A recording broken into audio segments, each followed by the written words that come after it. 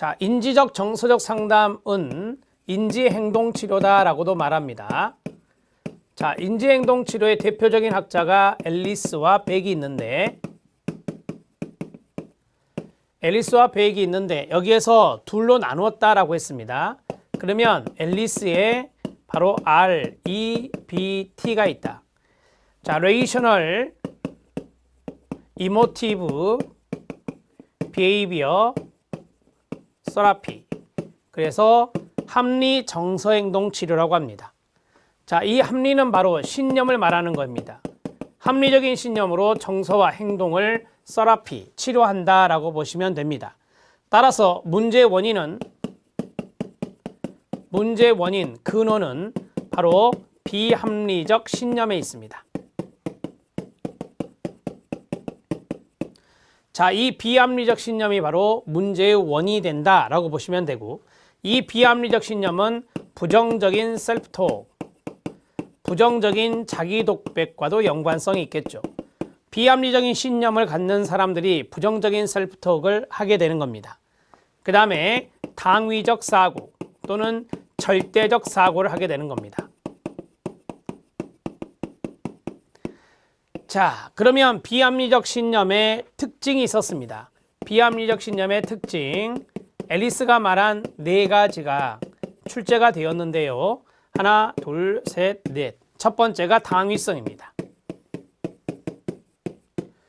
자, 뭐뭐 해야만 한다라고 하는 당위성이 있었습니다. 그 다음에 두 번째로는 과장성입니다. 자, 세 번째로는 인간에 대한 비하입니다. 자, 인간에 대한 비하를 다른 말로 인간의 가치평가. 자, 그 다음에 마지막은 욕구 좌절에 대한 낮은 인내심이라 했습니다. 욕구가 좌절되었을 때 낮은 인내심을 보이는 것이다. 이렇게 정리할 수 있겠습니다. 자, 이 4가지가 출제 포인트니까 정리 잘 해주시기 바랍니다. 자, 문제 원인을 잡아드렸고요. 그 다음에 특징 4가지에 대해서도 말씀드렸습니다. 자, 비합리적인 신념은 선천적 일 수 있다라고 말씀드렸죠. 선천적으로 인간은 비합리적 신념을 가질 수 있다는 것도 기억해 두셔야 됩니다. 자, 주요 개념 들어가면 자기독백이 나옵니다. 셀프톡 말씀드렸고요. 모든 정서적 문제의 주요 근원이 그 상황에 대해 스스로 말하는 자기독백에 달려있다고 전제하고, 자기독백이라는 자체가 비합리적 신념에 의해서 이루어졌을 때 문제가 될 수 있습니다. 그게 바로 말씀드렸던 부정적 셀프톡이 되겠습니다. 합리적 신념은 문제가 되지 않습니다. 비합리적 신념이 문제가 되는 거죠. 비합리적 신념의 동그라미 1번, 안정된 삶을 방해하고 정서적 사회적 문제를 야기하는 비합리적 요소가 됩니다. 항상 남으로부터 사랑과 인정을 받아야 하고 끊어요. 자신은 언제나 성공적이어야 한다는 당위적 사고는 비합리적 신념 중에 하나입니다. 당위적 사고는 머스트의 개념으로 뭐뭐 해야 한다, 결코 뭐뭐 할 수 없다 등이 여기에 해당될 수 있습니다. 성격 형성이 있는데요. 인간은 어떤 사건이 일어나면 자동적으로 익숙한 자기독백을 보이게 되고, 이것이 반복되면서 태도, 가치, 신념을 형성하게 되어 자아 개념 또는 자기 개념에 영향을 주게 되고 전반적인 감정과 행동을 결정하게 되는 것이 성격이다라고 말합니다. 참고하셔도 됩니다. 자, 치료 절차가 있습니다. 치료 절차에서 아래 보면 A, B, C, D 모형이 있습니다. 거기에 별표 하나 쳐주시기 바랍니다. 비합리적 신념을 먼저 규명해야 되겠죠. 그리고 이를 보다 합리적인 생각으로 바꾸는 것이 중요하게 되는데, 첫 번째, REBT의 기본 철학이나 논리를 내담자가 믿도록 하는 설명과 설득이 필요합니다. 치료에 대한 설명을 한다는 것이 1단계가 되겠습니다. 두 번째, 면접 과정에서 내담자의 자기관찰 및 치료자의 반응을 통해 비합리적 신념을 규명하게 됩니다. 비합리적 신념 규명 밑줄 쳐주시기 바랍니다. 상담자는 내담자의 비합리적 신념을 직접적으로 논박하고, 논박의 동그라미, 문제 좌절 장면에 대한 합리적 해석을 일시 또는 시범을 보이게 됩니다.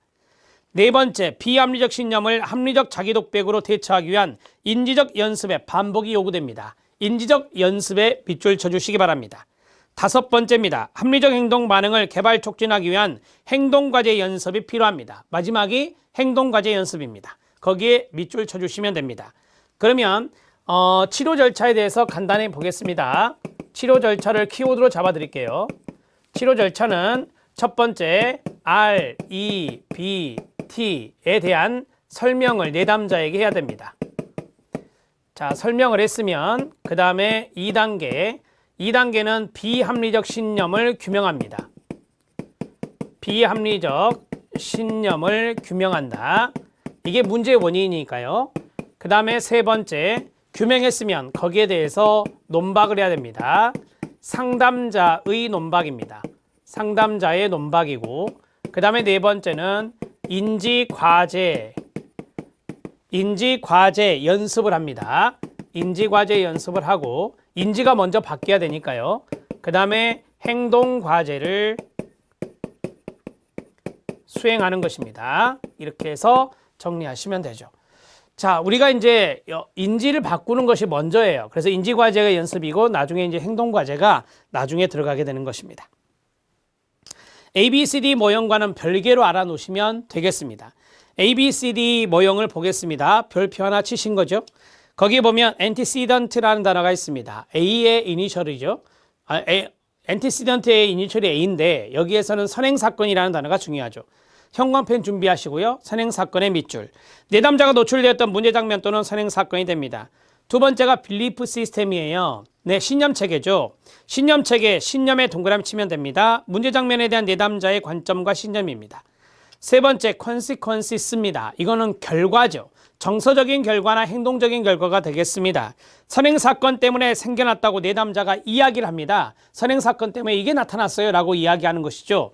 원래는 그게 아닌데 정서적 행동적 결과에 밑줄 쳐주시기 바랍니다. dispute는 여기서 말씀드렸던 논박입니다. 비합리적 신념에 대한 상담자의 논박입니다. 상담자의 논박에 밑줄 쳐주시고요. effect입니다. 내담자의 비합리적 신념을 직면 또는 논박한 효과가 나옵니다. 효과의 동그라미, 이때 인지와 정서와 행동이 변화가 일어나게 됩니다. 그게 바로 효과라고 보시면 됩니다. 자, 내담자를 정서적으로 곤란하게 하는 것은 A가 아닙니다. 이 부정적인 결과가 나오는 원인은 바로 B입니다. 그래서 말로 표현되는 내담자의 신념이다. 기억 별표. 니은 내담자 개인을 논박하는 것이 아닙니다. 내담자의 비합리적 신념이 직접적인 공격의 대상임을 강조해야 합니다. 비합리적 신념을 논박하는 겁니다.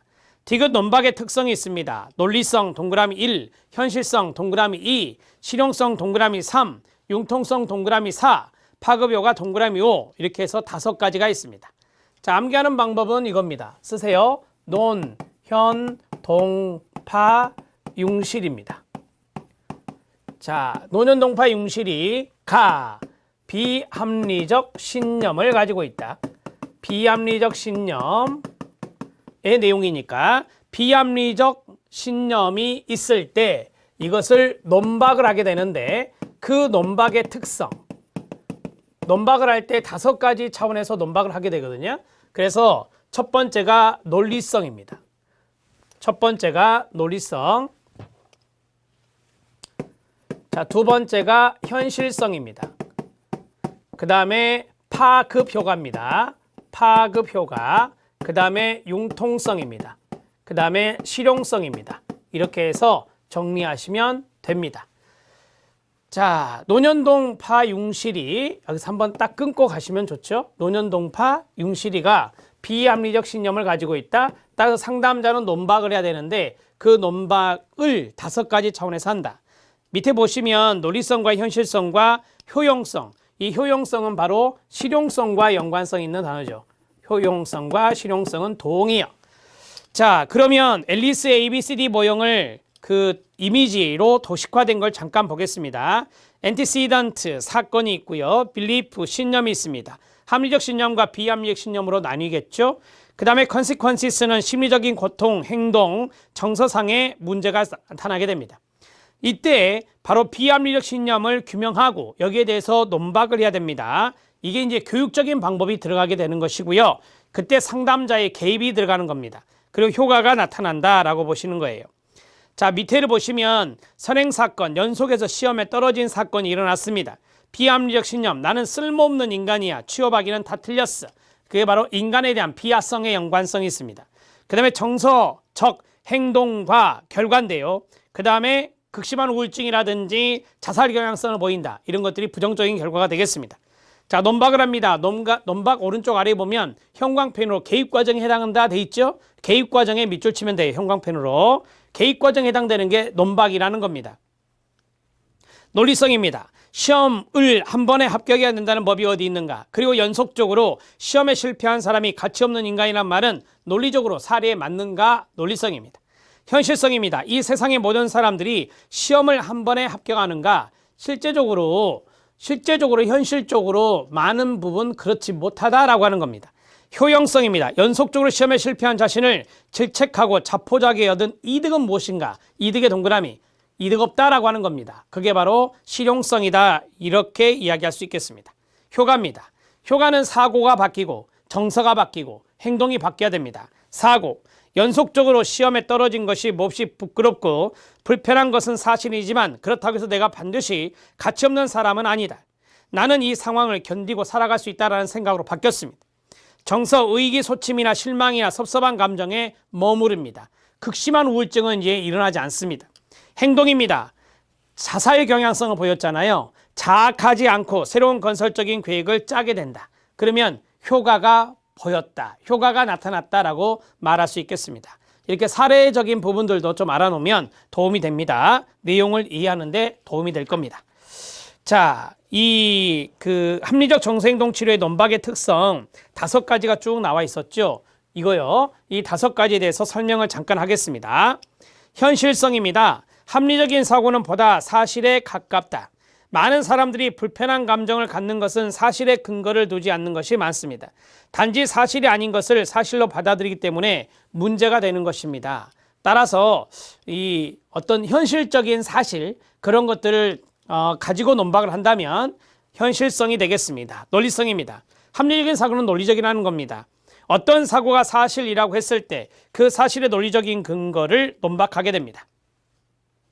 유용성, 실용성, 효용성 다 동그라미 같은 유사말인데요.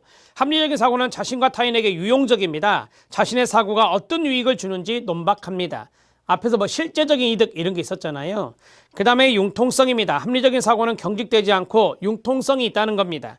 파급 효과. 합리적인 사고는 합리적인 정서와 행동을 낳는다. 파급 효과입니다.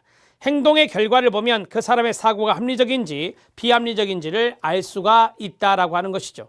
그러니까 비합리적 신념에 의해서 정서와 행동에 문제가 야기됐다라고 하는 거예요. 이런 것들을 파급 효과라고 이야기하는 겁니다.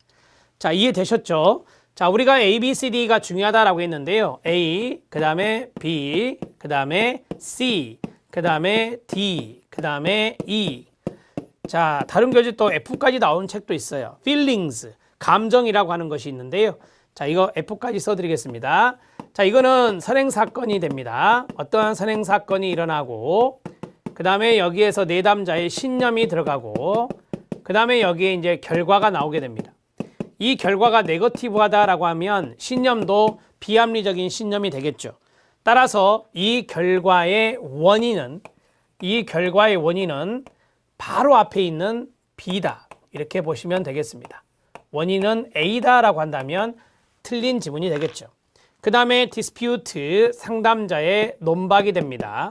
상담자의 논박인데 이거는 개입과 연관성이 있고 교육과도 연관성이 있다라고 말할 수 있습니다. 자, 이게 효과입니다. 효과는 정서적이고 행동적이고 인지적인 변화를 말합니다. 변화를 말하고 그 다음에 여기에서 feelings는 감정이다라고 했어요. 감정도 변화가 나타날 수 있겠죠. 이렇게 해서 정리하시면 되는데 A, B, C, D, F까지 갈 필요 없이 그냥 이 정도만 오셔도 됩니다. 우리는 지금 앨리스의 합리정서 행동 치료하고 있습니다. 자, 6번의 상담 목표를 보도록 하겠습니다. 문제 행동의 제거보다는 문제 행동의 원인이 되는 가로 자기 패배적 신념과 비합리적 신념을 극소화시켜서 현실적이고 융통성 있고 합리적인 가치관 또는 신념을 가지게 하는 것입니다. 가로 닫고요. 자, 상담 방법입니다. 상담 방법은 다양한 방법을 활용한다는 것을 알아두시면 됩니다. 그런 수밖에 없는 것이 신념과 정서와 행동 모두를 치료해야 되기 때문에 인지적 기법, 정서적 기법, 행동적 기법을 쓰게 됩니다. 3번, 4번, 5번에 별표 쳐주시기 바랍니다. 1번 들어갑니다. 치료는 내담자가 비합리적이고 부적절한 자기독백을 인식하게 하고 보다 합리적이고 궁극적인 자기독백으로 대체하도록 돕는 겁니다. 다시 말해서 비합리적 신념을 합리적인 신념으로 그리고 부정적인 자기독백을 긍정적인 자기독백으로 바꾸어주는 겁니다. 상담 기법에는 여러 가지가 있다 했습니다. 교수, 독서, 과제 등의 다양한 방법이 있는데 동그라미 1, 인지적 기법, 동그라미 2, 정서적 기법, 동그라미 3, 행동적 기법이 있습니다. 3번 인지적 기법의 밑줄. 인지적 기법은 내담자에게 비합리적 신념으로 인해 정서적 장애가 야기됨을 가르치는 겁니다. 교육을 하는 거예요. 내담자의 비합리적 사고가 비합리적인 이유와 근거를 교육합니다. 교육의 동그라미. 다 교육은 인지적 기법에 해당될 수 있습니다. 비합리적 사고를 논의하여 합리적 사고로 대치시켜 정신건강을 유지할 수 있도록 철학적 교육을 하는 방법이 여기에 들어갈 수 있습니다. 철학적 교육을 하는 방법의 밑줄입니다. 앨리스가 쓰는 방법은 아니고 아론백이 썼던 방법의 소크라테스식 문답법이란 게 있습니다. 이런 것들이 여기에 해당될 수 있습니다. 자, 네 번째 정서적 기법은 내담자가 스스로 정직하게 표현하도록 하고 자신의 감정 표현이죠. 자신의 부정적 경험을 인정하며 정서적 모험을 경험하게 하여 정서적으로 개방되도록 조력하는 겁니다. 정서적 개방에 밑줄 치면 됩니다.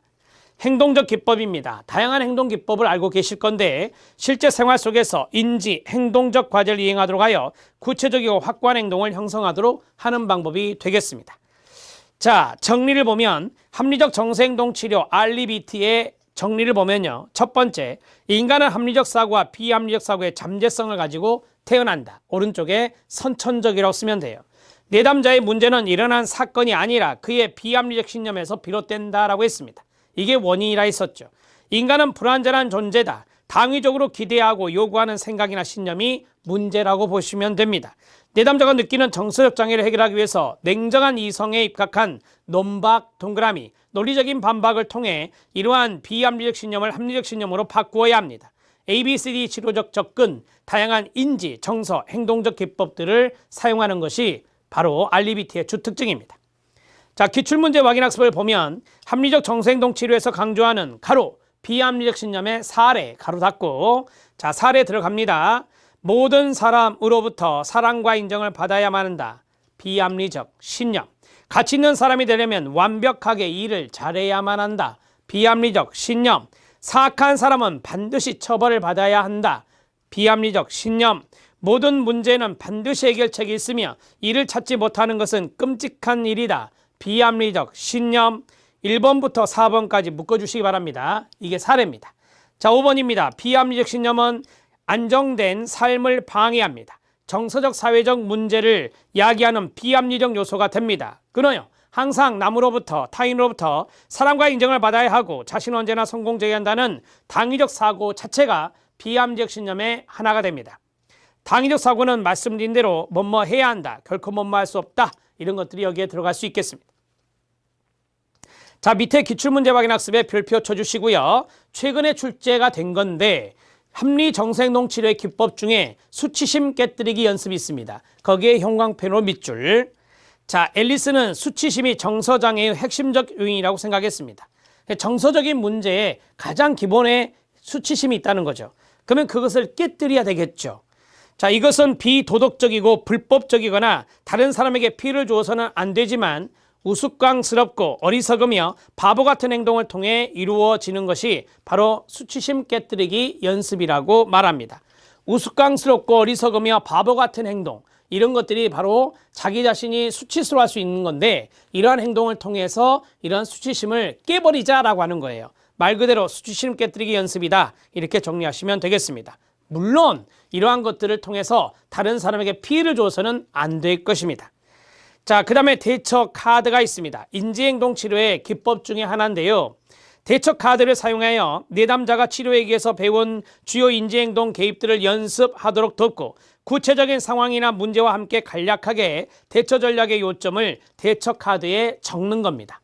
자, 보통 우리가 노트라고 하거든요. 그런 노트에 기록한다라고 보시면 됩니다. 대처 카드를 활용할 때 주의점. 내담자에게 중요한 상황을 선택하게 합니다. 그러니까 일상생활을 하면서 중요한 상황, 그 중요한 상황에 선택을 해서 그 대처 카드에 기록하는 것이죠.